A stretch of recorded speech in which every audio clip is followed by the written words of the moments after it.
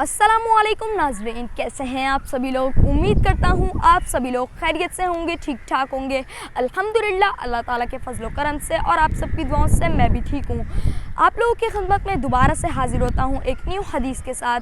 चलते हैं अपनी हदीस की तरफ। सुनन इब्ने माजा हदीस नंबर 3660 इंटरनेशनल नंबर के मुताबिक आऊज़ु बिल्लाहि मिनश शैतानिर रजीम बिस्मिल्लाहिर रहमानिर रहीम। हदीस नबी सल्लल्लाहु अलैहि वसल्लम रसूलुल्लाह सल्लल्लाहु अलैहि वसल्लम ने फरमाया, आदमी का दर्जा जन्नत में बुलंद कर दिया जाएगा। फिर वो कहता है, मेरा दर्जा कैसे बुलंद हो गया, हालांकि हमें अमल का कोई मौका नहीं रहा। उसको जवाब दिया जाएगा, तेरे बेटे के तेरे लिए दुआ और इस्तग़फ़ार के सबब से।